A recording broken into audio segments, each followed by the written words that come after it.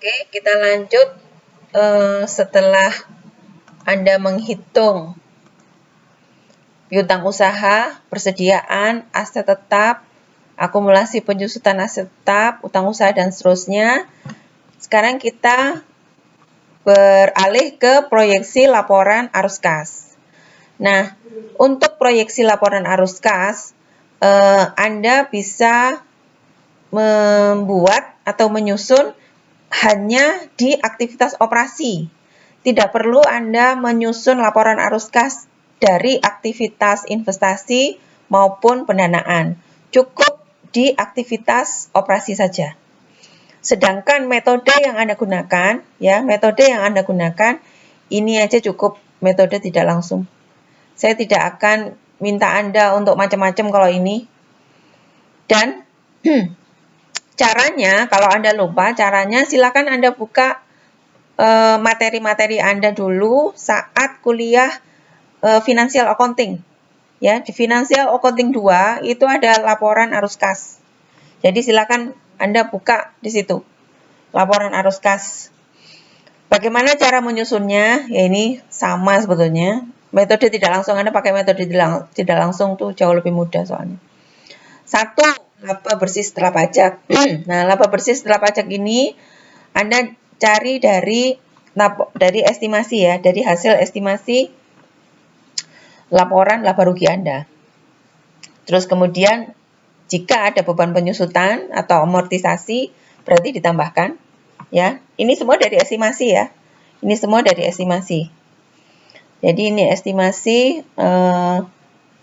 angka-angkanya diperoleh dari estimasi. Termasuk beban penyusutan itu dari angka estimasi dan seterusnya dan seterusnya. Nah, kalau khusus untuk penjualan aset tetap itu tidak ada. Ya, tidak ada informasi tentang itu sehingga Anda drop aja. Ini yang ada. Informasi yang seperti ini yang ada.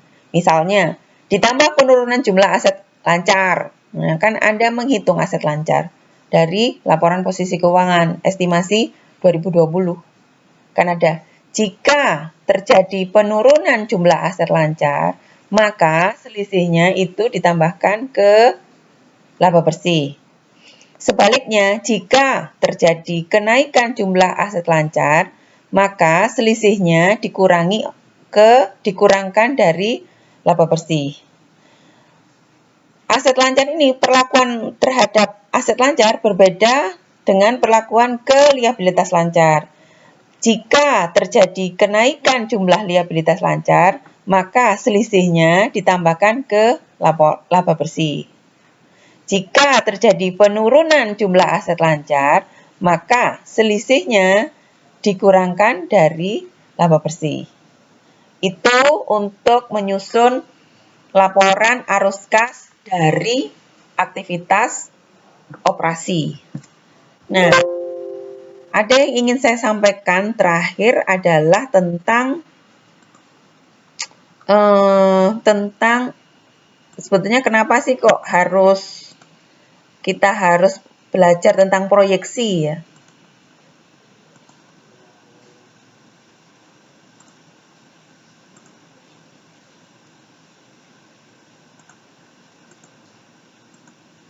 Nah, tentang proyeksi. Di proyeksi ini sebetulnya adalah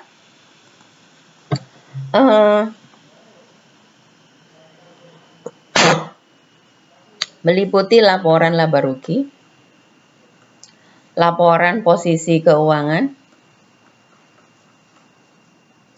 dan laporan arus kas. Operasi. Yang Anda estimasi tidak semua, tapi apa? Pendapatan, beban pokok pendapatan, kemudian laba kotor. Setelah laba kotor adalah beban penjualan, umum, dan administrasi.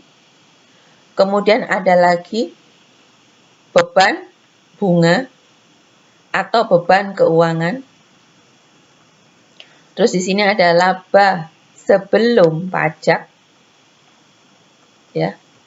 Kemudian di sini kalau ini misalnya positif, ya, baru Anda bisa cari beban pajak. Beban pajak ini berarti laba setelah pajak. Ini kan sama dengan net income atau laba bersih. Ini yang Anda gunakan untuk menyusun laporan arus kas dari operasi. Nah, di laporan posisi keuangan juga gitu.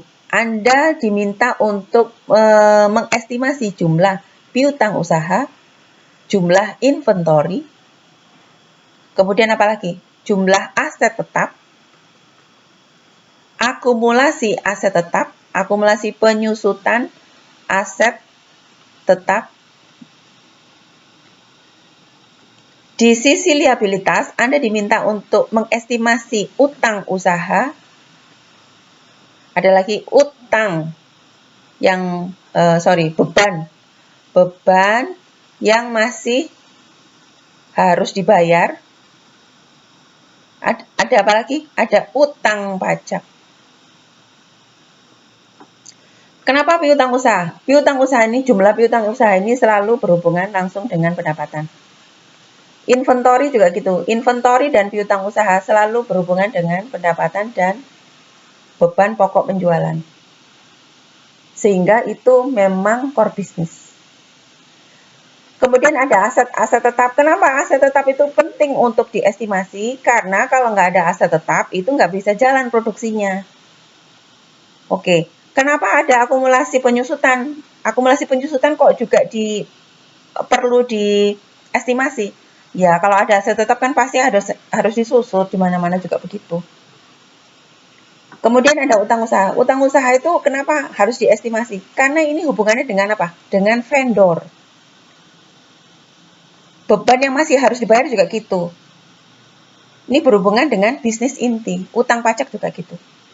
Jadi kalau Anda perhatikan ya, apa yang Anda buat estimasi, angka-angka estimasi, ini sebetulnya berhubungan dengan bisnis inti perusahaan. Ini juga gitu. Ini selalu hubungannya dengan bisnis inti. Lah kalau utang usaha itu kenapa kok dibuat? Lah utang usaha itu lah sakjane hubungannya dengan inventory, rek. Ya. Utang usaha ini hubungannya dengan inventory, supplier, vendor. Ini berhubungan dengan bisnis inti juga.